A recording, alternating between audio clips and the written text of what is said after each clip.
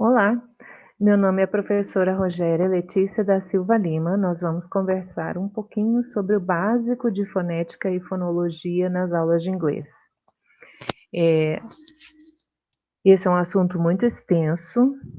Eu sou pedagoga com pós-graduação em docência do ensino superior, mas eu já estou na área de inglês há muitos anos, mais de 30 anos lecionando inglês. E é uma matéria muito complexa para a gente tratar, para ser tratada num módulo somente. É, então eu optei por conversar com você de professor para professor, para que você tenha em mente algumas coisas que são bem importantes quando a gente fala de fonética e fonologia em inglês. A primeira questão que a gente precisa conversar é, antes até de conceituarmos fonética e fonologia, como aparece aqui, é o que preconiza a BNCC. A BNCC preconiza que o inglês vai ser trabalhado em sala de aula em sua totalidade, como forma de comunicação, escrita, como leitura, como fala e compreensão auditiva, e a socialização, que é o uso efetivo da língua. Pensando nisso, é inevitável a gente comparar com o que de fato acontece na sala de aula. E pensar ainda que a discrepância ainda é maior se a gente pensar escola pública e escola particular. Então o primeiro conceito que o professor de inglês precisa ter em mente é isso que preconiza a BNCC. Então, é nisso que o professor precisa mirar, ok? Então, se há dificuldades, se há obstáculos a serem vencidos, o professor precisa de um empenho, de uma criatividade, e fazer o que vocês estão fazendo, estudar. O professor precisa buscar informação. Na sala de aula, o que é que nós vemos? Como é comum que a parte oral da língua, a compreensão auditiva, sejam deixados de lado, porque, em teoria, a escola vai preparar para exames de admissão como o Enem e vestibulares, e esses aspectos da língua não são cobrados, então o foco é naquilo que vai ser usado a curto prazo. E isso é um erro, porque nós tiramos do aluno a oportunidade de desenvolver dons, talentos, aptidões que vários deles possam ter para idiomas. Então, esse é um erro que o professor de inglês comete. Quando a gente fala em escola, tanto em escola pública quanto em escola particular, na escola pública é uma parcela menor, mas, né, na escola particular é uma parcela bem significativa de alunos que fazem inglês como atividade de segundo turno ou de contraturno. E não é raro a gente receber nos cursos de inglês, como eu já recebi muitas vezes, aluno trazendo dúvida com relação ao que o professor colocou em sala de aula. É muito constrangedor para a gente explicar que aquele posicionamento, aquele postulado do professor estava errado. Então, por ética, o que é que a gente tem que fazer? A gente tem que tentar contornar a situação de modo que não fique feio para o professor que está em sala de aula, mas que a gente também corrija o erro, né. Como é que se evita isso? Estudando. Eh, o professor tendo em mente que, eh, ele está ali para oferecer para o aluno a totalidade dos aspectos da língua, e é nisso que ele precisa se esmerar. Outro mito comum que acontece, que a gente escuta bastante, eles não estão preocupados com isso. Eh, É uma questão também do professor despertar o interesse do aluno, explicar a utilidade do que ele está fazendo, e no mundo de hoje, que os alunos têm acesso imediato, instantâneo, a fatos acontecendo no mundo inteiro, ao redor do globo, é bem importante que isso seja colocado, que a forma de você compreender uma notícia, de você compreender uma peça artística, seja uma música, seja um filme, é entender o que está sendo expressado ali. Então, todos esses aspectos da língua precisam ser trabalhados em sala de aula. Consequentemente, o professor precisa estudar para isso.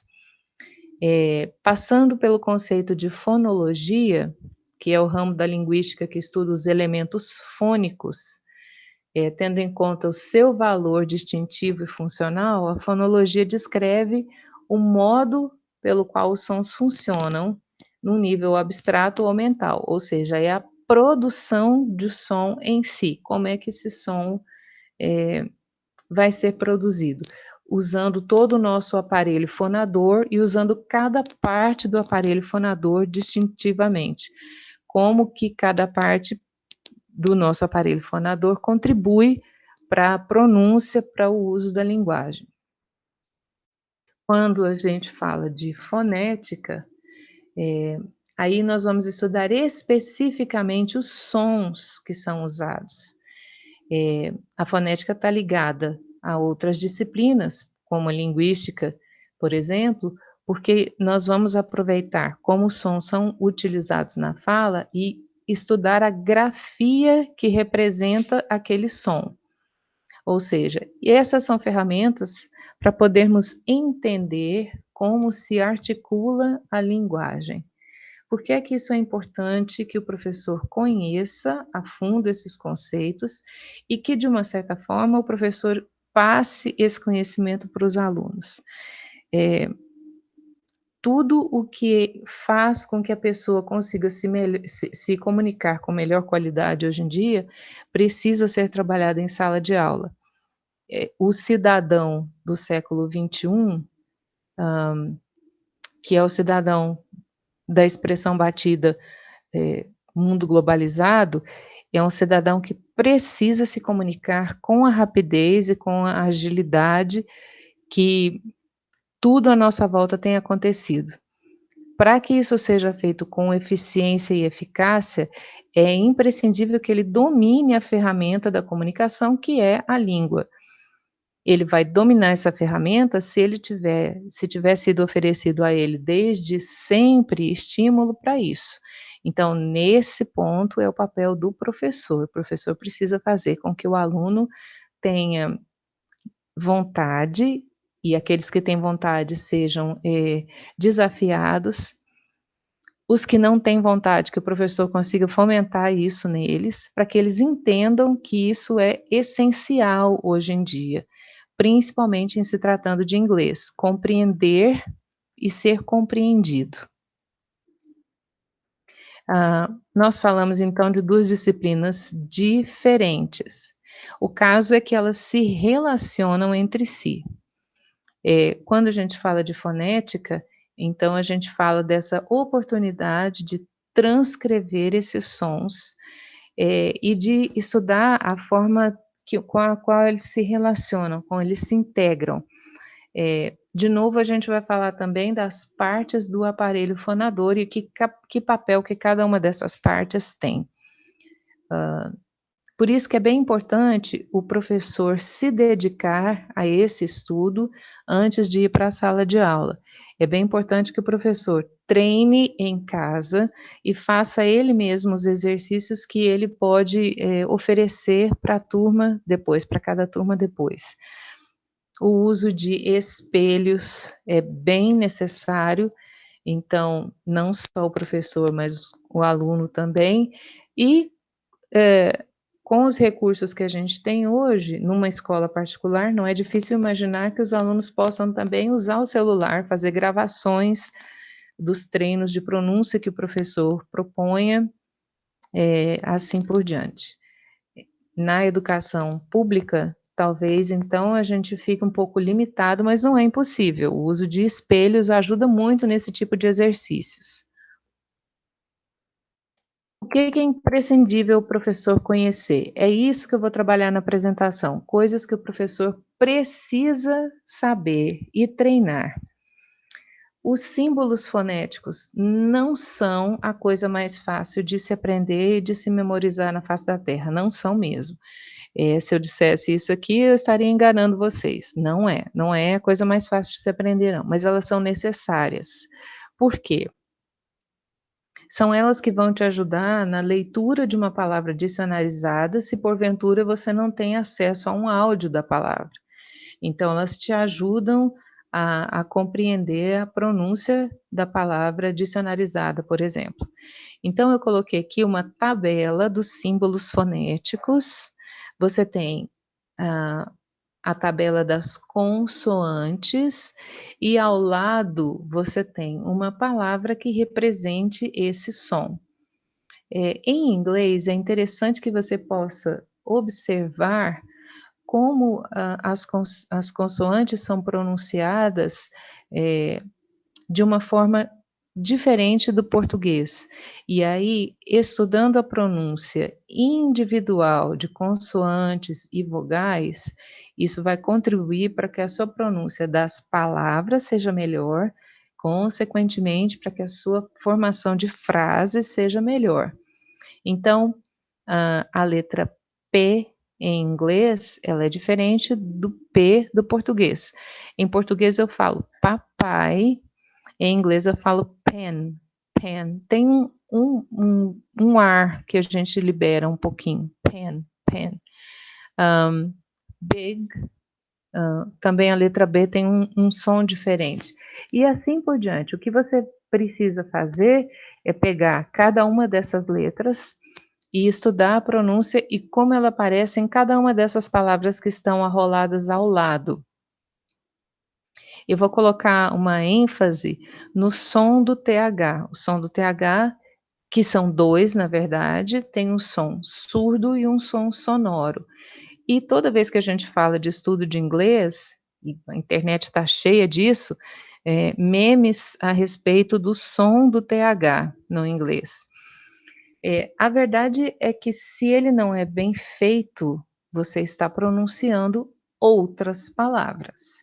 Então, é bem importante que o aluno aprenda a fazer o som surdo do TH, como em thanks, thanks, e o som sonoro, como em the. No YouTube tem vários vídeos com relação a isso. É até difícil escolher um, mas com certeza você vai achar um que vai te atender melhor, com o qual você vai se identificar. Então, a importância de você conhecer o som das consoantes é esse movimento de ligá-las às vogais. Aí quando você olha a tabela de vogais, você vai ver que nós temos uma variação maior do som de vogal em inglês do que nós temos do som de vogal em português. E eu vou chamar atenção para o som da letra U, porque ele faz diferença, por exemplo, quando a gente vai usar o artigo indefinido. A mesma coisa acontece com a consoante H, age, porque se ela for voiced, eu vou usar um artigo, se ela for voiceless, eu uso outro artigo. Então é importante que você não só conheça essas regras, mas que você saiba justificar para o seu aluno, por exemplo, o uso do artigo. Normalmente, na sexta série do Fundamental 1, esse é o primeiro conteúdo que os alunos vão aprender. Então, como é que você, professor, vai passar isso se você não souber a explicação para a regra? Então, a minha sugestão é que você veja essa tabela com cuidado, que você passe por por um desses sons, que você os pratique e que você procure explicar para o seu aluno o motivo de cada, a justificativa para cada regra colocada. Quando a gente tem os ditongos aqui, uma coisa interessante para você pensar é os sons que são subtraídos da palavra, justamente para formar o som de ditongo aqui. Então, eu queria que você prestasse atenção que, por exemplo, a letra E, em inglês, ela é bem subtraída das palavras. Então, a primeira palavra que tem aí, que é name, você não pronuncia o E do final. E a última também não. Where, não pronuncia o E do final. Isso vai acontecer em várias palavras do inglês, mas isso justifica a formação do ditongo, o som de ditongo. Então, é bem importante que você estude essa parte também, para que você possa pronunciar com clareza essas palavras. Eh, Quando falamos de consoantes ainda, a letra N em inglês, ela é bem mais forte do que português. Então, ela puxa o som da palavra. A letra M é sempre fechada, lábios fechados. Essas nuances que vão te ajudar a ter uma pronúncia mais adequada, são essas coisas que eu estou querendo chamar a sua atenção aqui, para que você se prepare antes de ir para a sala de aula e para que você consiga dar uma aula de qualidade que o seu aluno merece, não interessa se é de escola pública, se ele é da escola pública ou de escola particular.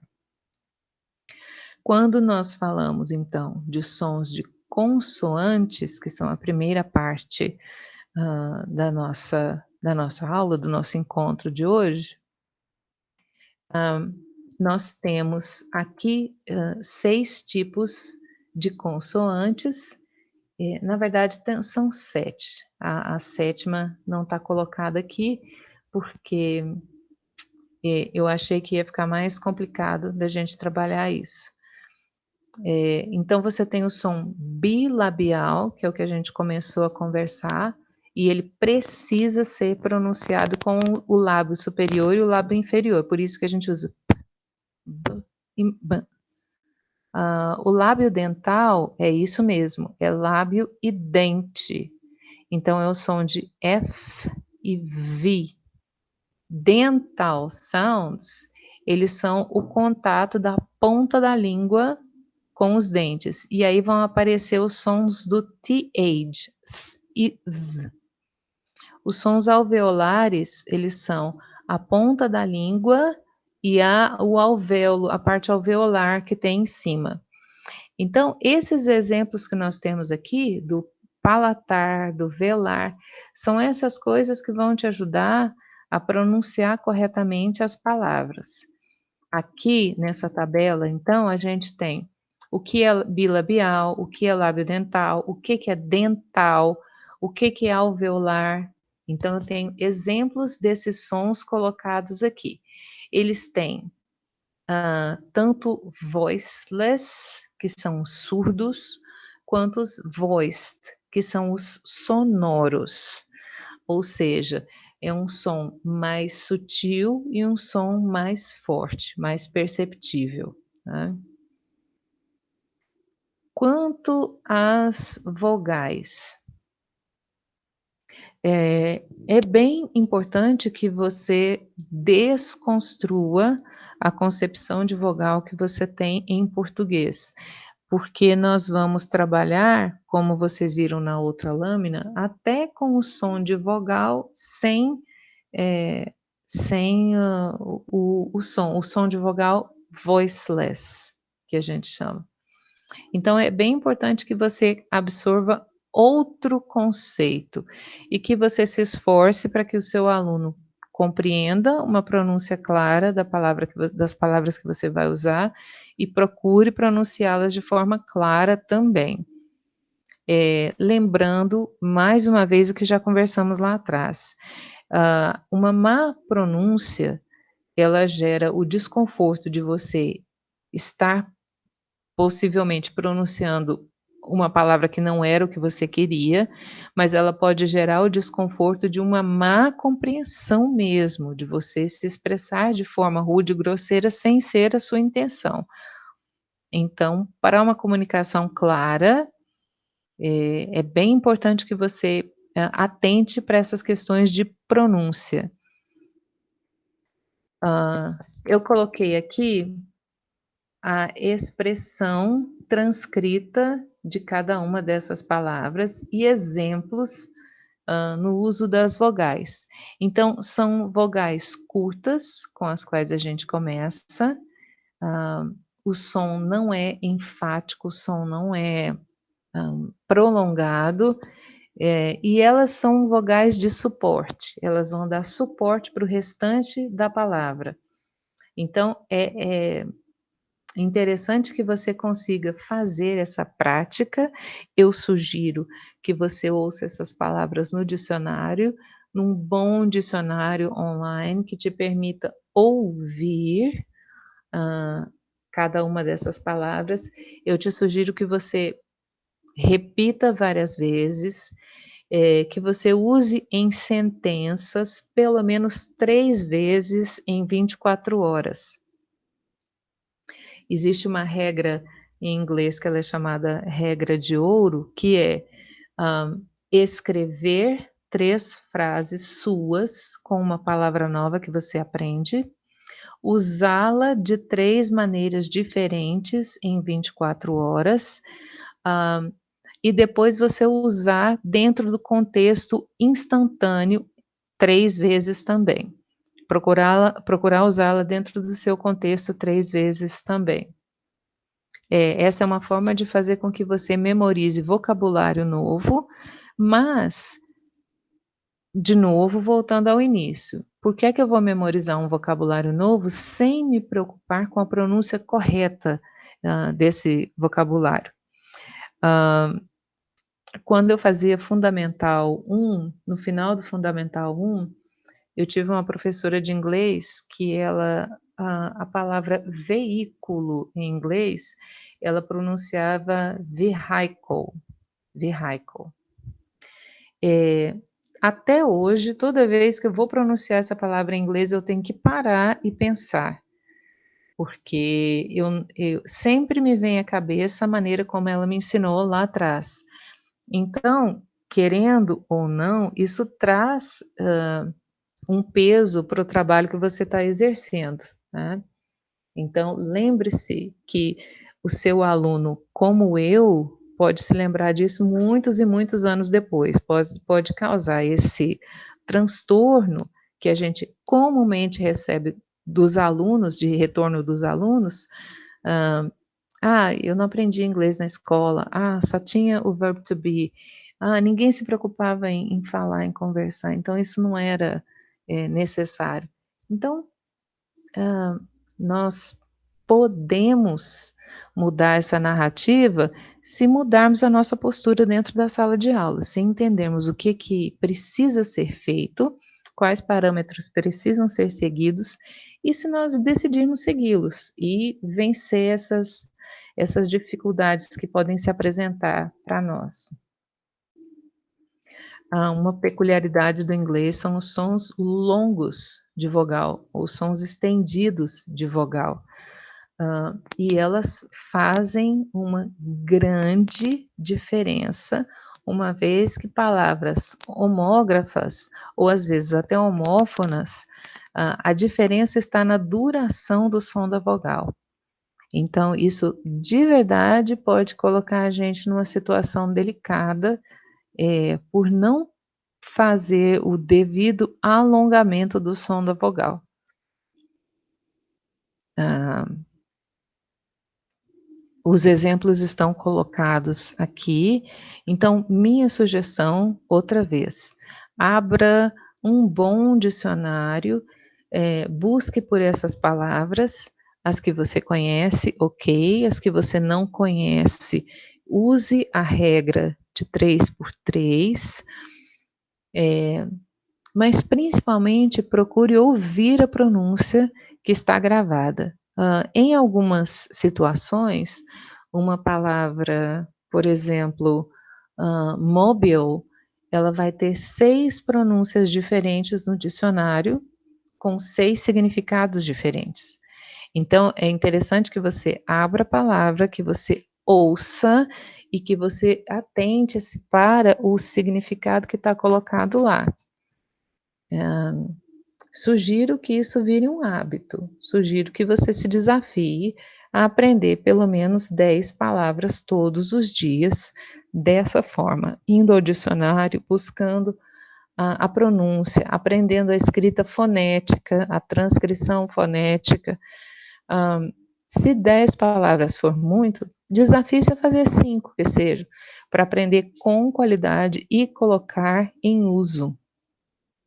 Hã Aplicando provas para professores por muito tempo, eu ouvia muitos se queixando da questão do excesso de trabalho em sala de aula versus o tempo para estudar, para se qualificar.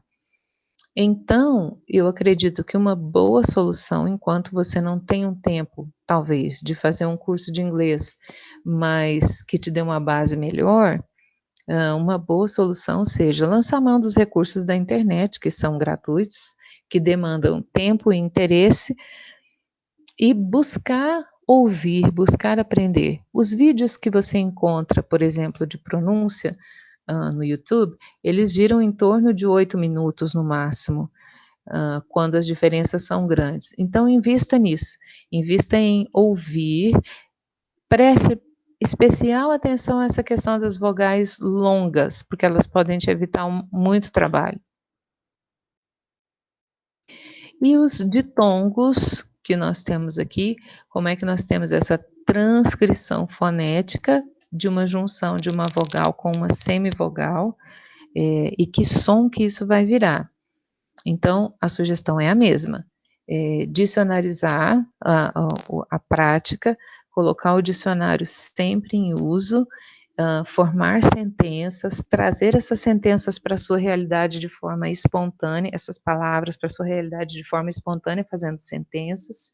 A ideia é que você, enriqueça o seu vocabulário, que você aumente o seu repertório e que isso repercuta numa aula de melhor qualidade, que você consiga, eh, despertar a curiosidade dos seus alunos, para que eles também entrem nesse processo.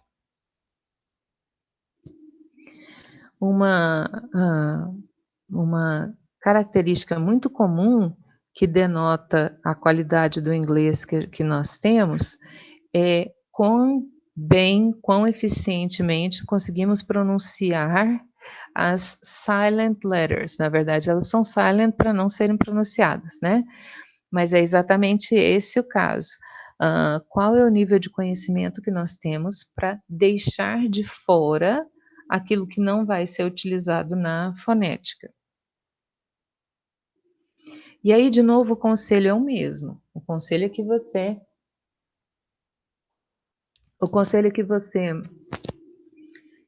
leia essas palavras, ouça-as no dicionário, imite a pronúncia no dicionário e que você trabalhe com seus alunos. De experiência própria, esse é um conteúdo que é sempre muito interessante. Eles gostam muito de aprender, que letras que não são pronunciadas e curiosidades a respeito disso. Então esse é um conteúdo bem gostoso de ser trabalhado em sala de aula. Mas, se ele ficar restrito ao trabalho que você vai fazer em uma, 2, 3 aulas, ele vai ser totalmente perdido. Esse é um conteúdo que ele precisa ser colocado em prática, testado todo santo dia, pelo menos 1 ou 2 palavras. E uma dica boa para você fazer isso, é você fazer algumas perguntinhas de revisão, do que foi visto, ou uma conversa informal sobre o final de semana, e incluir essas palavras, de forma que o aluno seja, conduzido a usá-las, de forma que ele consiga usá-las, tá, ou pelo menos a maioria delas.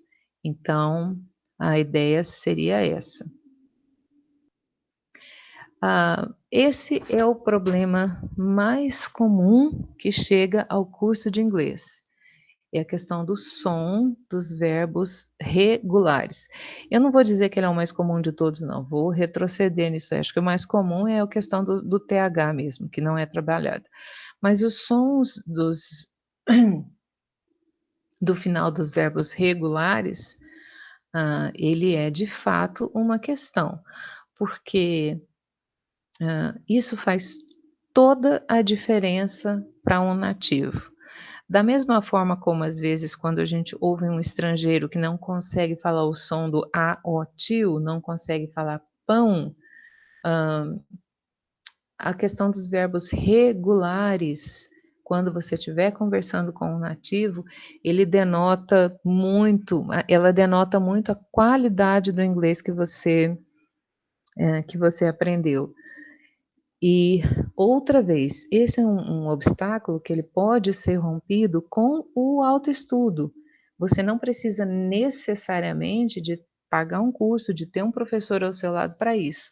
Desde que você se empenhe, eh, ouvindo e assistindo e repetindo e se corrigindo e se gravando, ouvindo as suas gravações, isso vai ajudar muito.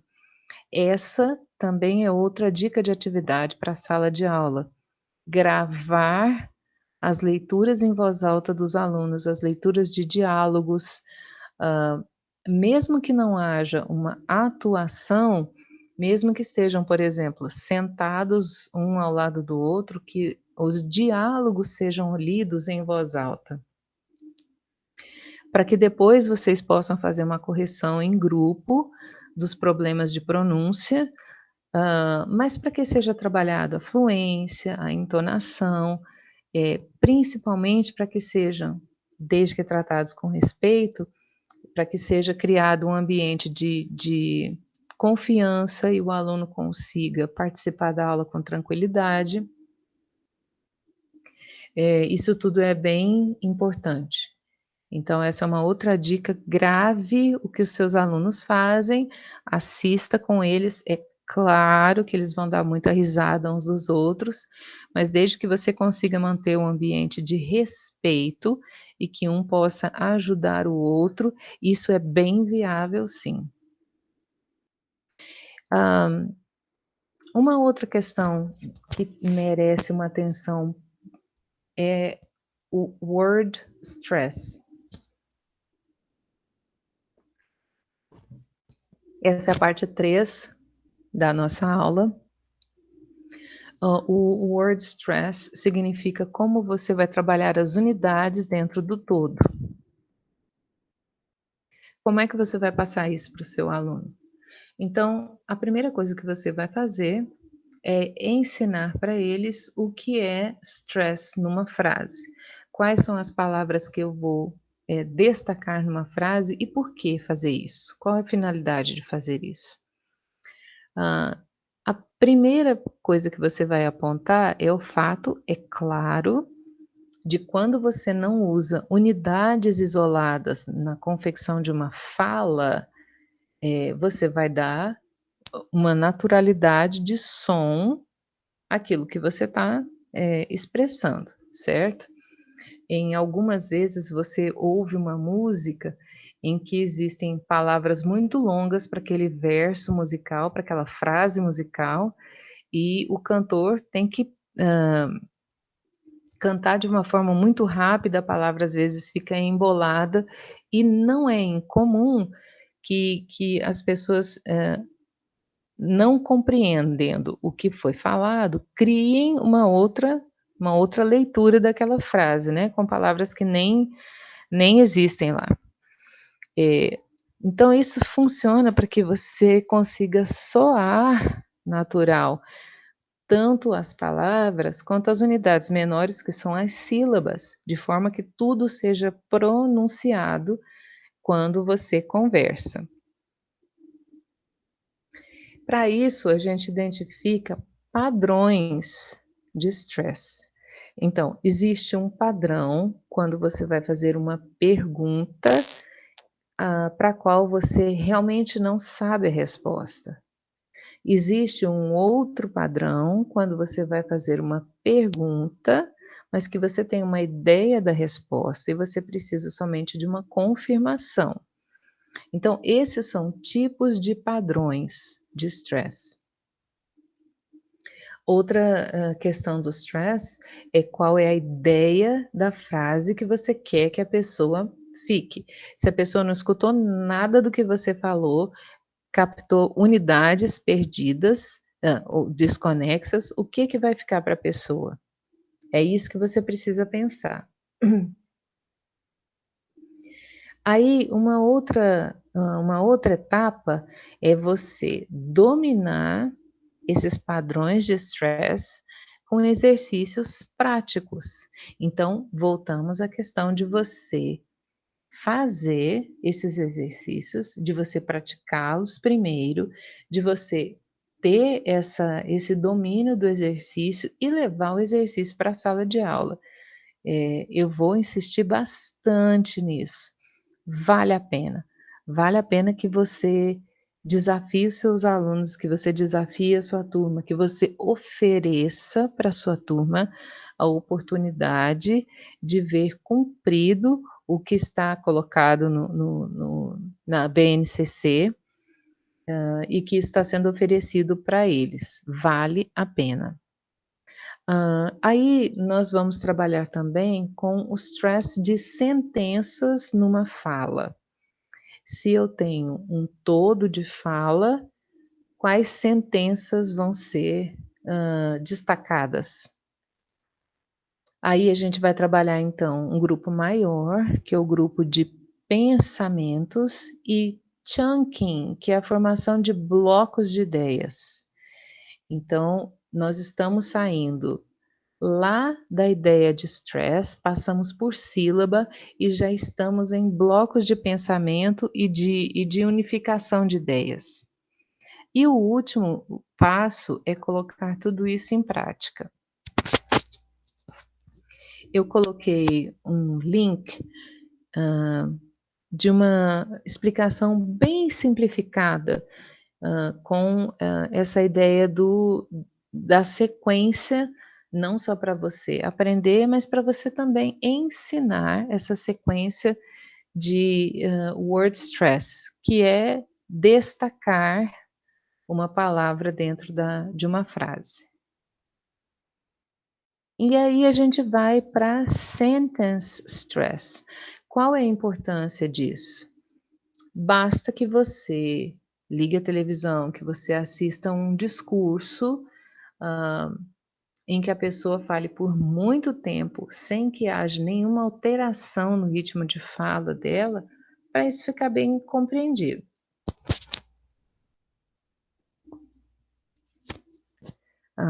Qual é a diferença, qual é a importância de sentence stress para o aluno que está aprendendo a falar inglês? Ele vai demonstrar para o nativo, se o nativo não entendeu nada do que ele falou até agora, sentence stress vai demonstrar aquilo que realmente é importante para que a pessoa compreenda a mensagem. Então, é aquilo que você vai enfatizar e, dependendo de que unidade que você escolhe, você pode estar dando sentido diferente para aquilo que você queira dizer. Então, nós podemos ter palavras que dão a ideia de conteúdo da mensagem que você quer passar. Nós podemos ter palavras que fazem a estrutura da mensagem que você quer passar, ou mudando o stress dentro da sentença, a gente destaca algumas ideias que o interlocutor precisa gravar. Então eu coloquei um vídeo aqui para você, esse vídeo fala de sentence stress, hã, é do St. George International, Language Specialist Center. Esse vídeo você vai ver que ele foi gravado no Reino Unido, então toda a preocupação dele com o stress, ele vem do inglês britânico. Aí eu realmente gostaria que você ouvisse e praticasse muitas vezes mesmo. Você vai ver como mudando o stress de uma palavra, você muda todo o significado da frase. Bom, meu último conselho para você vai voltar lá no primeiro. Eu coloquei aqui alguns materiais que são, eh, queridos ao meu coração, eles também estão lá na bibliografia. O Clear Speech e o Ship or Sheep, eles são livros que trabalham exatamente o que o nome diz, clareza de discurso. Então trazem exercícios bem básicos e vão caminhando ao longo do livro para, um refinamento dessa condição de uma pronúncia mais próxima, do original. Eu só gostaria de destacar uma coisa. A ideia não é que você fale como um nativo. Isso não é possível, não é possível. A ideia é de que você consiga se expressar com clareza e ensinar os seus alunos a se expressarem com clareza. Eu coloquei aqui no meio o Merriam-Webster. Esse é o dicionário que eu mais gosto de usar, que eu mais recomendo, não só pela qualidade na curadoria dos vocabulários que eles são colocados lá, mas pela qualidade dos exercícios que ele propõe. São exercícios curtos de no máximo 5 minutos, que garantem um significativo ganho vocabular. Você pode registrar o seu e-mail e você recebe uma palavra nova todo dia. Essa palavra vem com a explicação, de por que ela foi escolhida. Essa palavra vem com a fonte, de onde ela saiu. A palavra cancelamento digital, a expressão cancelamento digital, de onde ela saiu. Então, essa é uma das sugestões que eles colocam como palavra do dia ou expressão do dia. Eles têm uma seção também chamada Fale com o Editor, que na verdade é o contrário, é o editor falando com você, mas você tem editores que têm uma pronúncia claríssima, e aí você percebe como eles chegaram lá, através de muita prática, de muito estudo. É possível? Totalmente possível. O último link que eu coloquei embaixo é de um aplicativo, ele é totalmente gratuito do governo americano.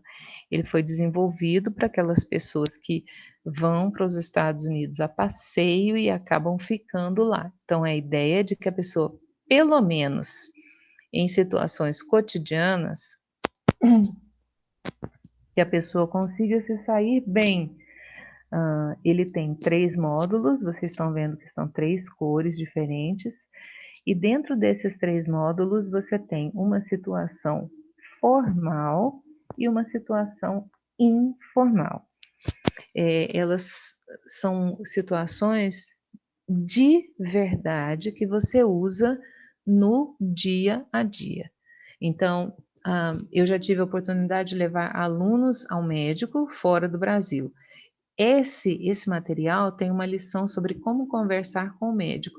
Eu sempre peço que eles ouçam aquilo ali, para que eles assumam o controle de uma conversa com o médico, de modo que a gente não precise interferir, né.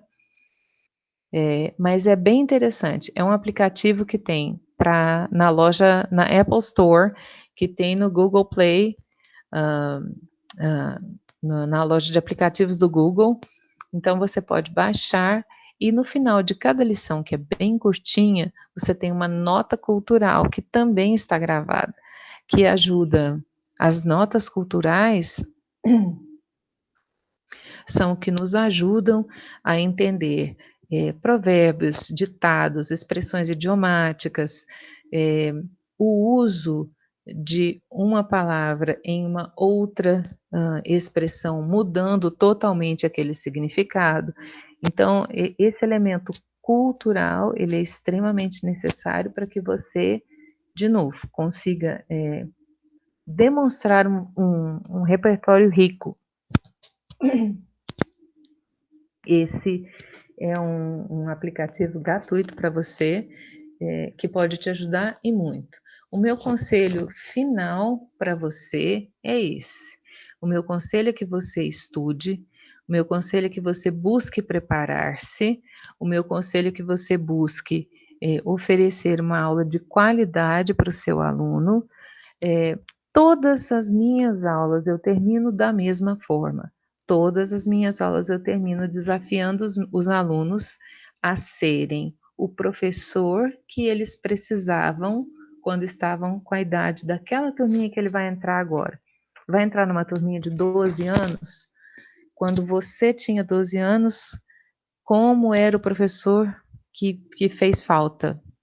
Então, seja esse professor, seja o professor que entende, que faz parte do século XXI, que nós já estamos no futuro. Seja o professor que entende que você precisa fazer parte e marcar essas vidas de forma positiva, seja o professor que mostra para a sala de aula que estudou, que se preparou e que quis trazer conteúdo, oportunidade, que quis trazer obstáculos que vão ser vencidos como grupo e individualmente. Então, busque ser esse professor. Eh, eu tenho certeza que isso aí vai dar uma qualidade totalmente diferente para as suas aulas. Com relação ao conteúdo de fonética e fonologia, como eu disse, é um conteúdo muito extenso. Então, eu vou pedir que você verifique a bibliografia e pela bibliografia eu vou pedir que você continue estudando esse tópico. No vai estar à disposição para você também um quiz com 10 perguntas a respeito desses termos que nós conversamos hoje. Não, eles não estão totalmente cobertos na aula, porque eu realmente preciso que você verifique o material bibliográfico e que você leia o material bibliográfico. Então o quiz não foi montado pensando naquele aluno que vai assistir a apresentação da aula e vai responder. A ideia não é essa. A ideia é que a aula dê uma direção, um norte para você como professor, hã, e que você busque respostas para o seu quiz, no material bibliográfico, ok? O que eu separei lá no material, você não precisa comprar se não tiver condições, mas se tiver condição é interessante, mas você acha praticamente tudo em PDFs gratuitos, ok? Desejo que você seja um excelente professor de inglês, que você seja lembrado e querido pelos seus alunos e que pelo menos um em cada turma possa lembrar de você e dizer: "Eu aprendi isso com ele ou com ela", ok? Desejo que Deus abençoe vocês. Fiquem em paz, fiquem com Deus.